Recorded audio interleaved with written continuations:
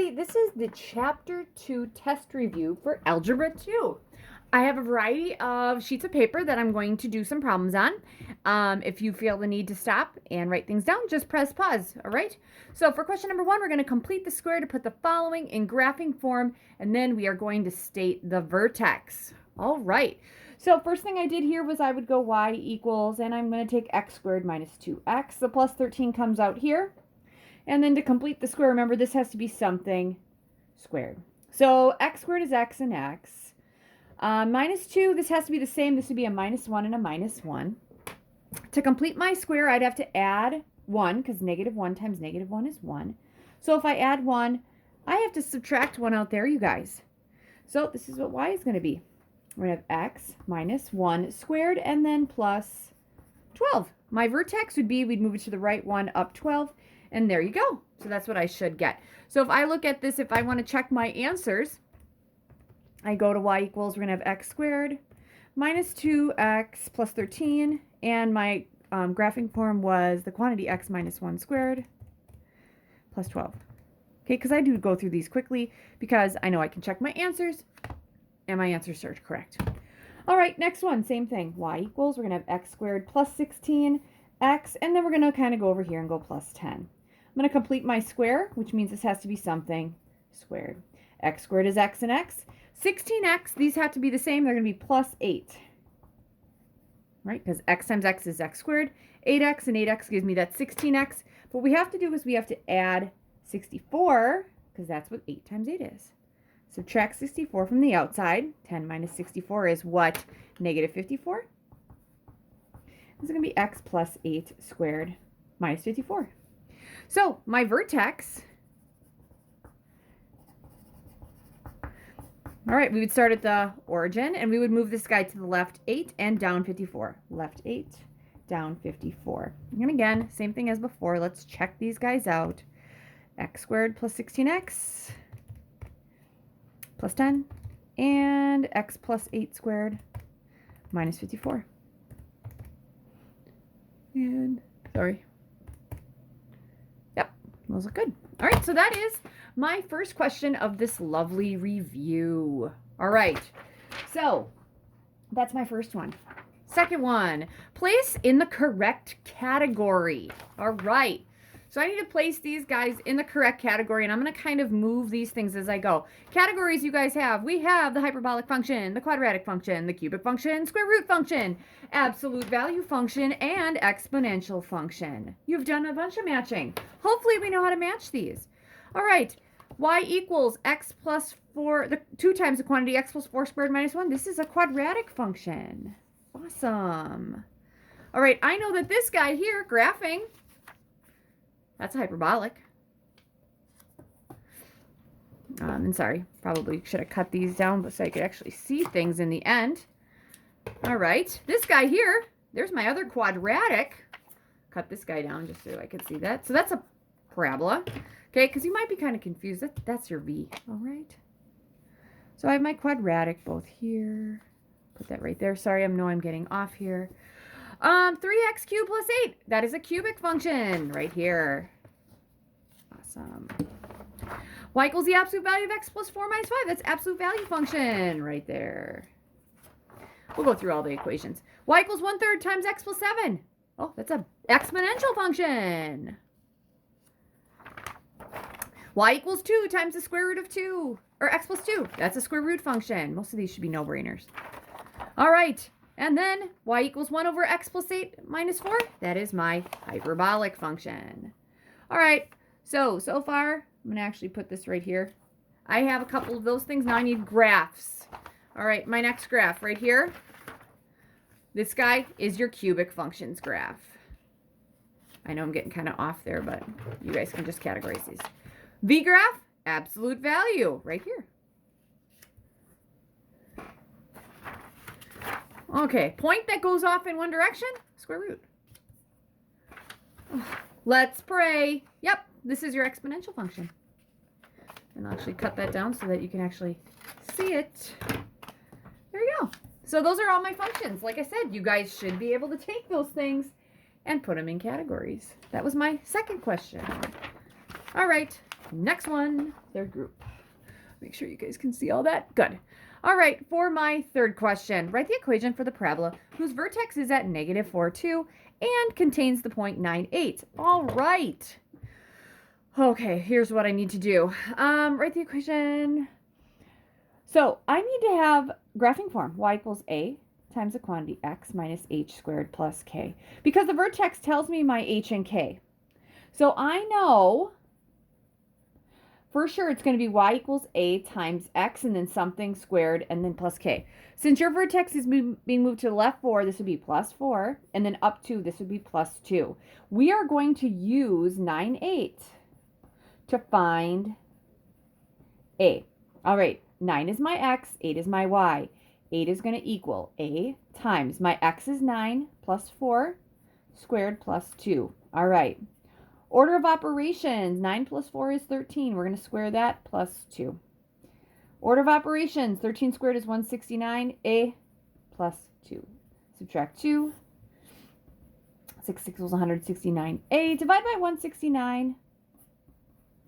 A equals 6 over 169. And I know that I cannot simplify that because 6 is 2 and 3, and 169 is 13 and 13. All right, equation, y equals, our A is 6 over 169 times x plus 4 squared plus 2. There you go. Let's check that one because I am a big fan of the check. All right, here we go. 6 divided by 169. I'm willing to bet that that is a nasty fraction, you guys, and I'll even check that out. X plus 4 squared plus 2. Here we go. I didn't even need to look at the graph, but that's a really fun graph, don't you think? And I probably should have seen if it was supposed to be pointing upward. Sorry, my bad. All right, we had negative 4, 2. Oh, thank goodness. 9, 8? Yes. And we did say before we were checking if it's negative 4, 2, and this would be 9, 8, it would be floating up there. So that makes sense. I said I was going to check 6 divided by 169. Yeah, that's nasty. Don't use that. Remember, fractions are for math. And decimals are for science. Little public service announcement. Write the equation for the parabola. Oh, there is no stretch or compression. All right, so here it is. Y equals, we have x and then something squared. All right, people. First thing, it is pointing down. Negative on the outside. My vertex here, I move to the right 2, up 6. Oh, sorry. You can't see that. It's at 2, 6. All right, so I got to move to the right 2. That would be minus 2 plus 6. There it is. Voila. There it is. All right, so that's my third group of questions. Moving right along. My fourth question. Looks like we're going to do a little graphing. Graph y equals 2 times the absolute value of x plus 3 minus 5 and write 4 summary statements. All right, here we go. So it's going to be a V-shaped graph. That V-shaped graph usually starts at the origin, but we are going to move it left 3, down 5, and this is your vertical stretch.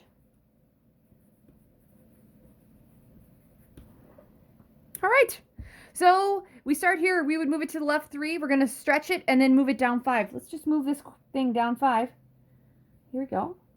There it is, right? Now, usually our absolute value function, it went up like this, and it went up like this. All right? So, now, here's the thing. I have a vertical stretch of 2. So what happens is usually it goes up 1, then 2, and then 3. But we need to take those, you guys, and we need to multiply it by a stretch of 2. 1 times 2 is 2, 2 times 2 is 4, 3 times 2 is 6. So if you need to, you can go like this. Usually we go to the right and left 1, up 1. Now we're going to go to the right and left 1 and up 2. And I'll actually do this in red. Usually we go to the right and left 2 and up 2. Now we're going to go up 4. 2, 3, 4. Next we go to the right and left 3 and up 3. Now we're going to go to the right and left 3 and up 6. 1, 2, 3, 4, 5, 6. Right there it is, and there it is. Here we go. Let's write some summary statements. All right. I'm going to jazz it up. I want to do a couple of different kinds. Domain. The domain is all real numbers because it goes to the right and left forever, right? So, summary statements. The domain is all real numbers. The y-intercept is 0, 1.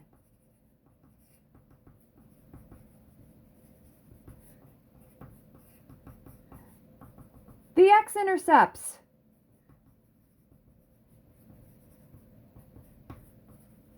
are about, all right, looks like maybe -5.5, 0, and maybe -1/2, 0. That works for me. The range. The range is -5 to infinity.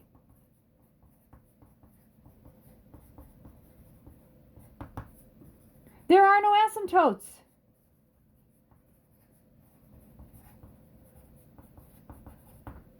There are no maximum points, you could say.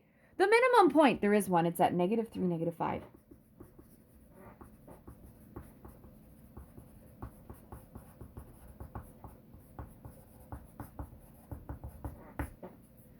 And I said, what else? I said there is no maximum points. I know that was a lot of stuff, you guys, but you should be able to write some summary statements. Vocabulary. I need that in there. All right. Whew. Don't worry, guys. We're getting to the end. This is my second last sheet of paper. Describe the transformations of y equals x squared to y equals 1/4 times the quantity x plus 7 squared minus 8. So the 1/4 is a vertical compression. Plus 7, left 7, minus 8, down 8. Boom, there it is.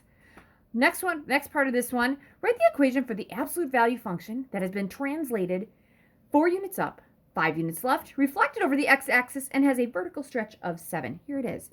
Absolute value, y equals. All right, we're going to have something with the absolute value of x. I could have something in the left, the middle, or the right. Translated 4 up, left, middle, right, right, plus 4. 5 units to the left, left, middle, right, middle. Left is plus 5. Reflected over the x-axis, negative here. Vertical stretch of 7, -7. Boom, there it is. And last but not least, again, I hope you guys are pressing pause because I'm whipping through these. All right, y equals, we're going to graph y equals the opposite of the quantity x plus 3 squared plus 6. So my very first question in all this is, what is the shape? And it is a parabola. And how do we know it is squared? All right, guys, that parabola starts with a vertex at the origin. We are going to move it left 3, up 6, reflected over the x-axis.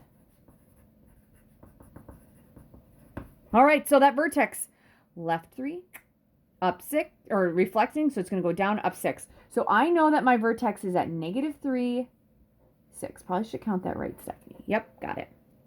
Now, usually we go up 1, then 4, then 9 on a parabola. Now it's negative, so we're going to go down 1, down 4, and down 9. If you need this horizontal line, that's okay.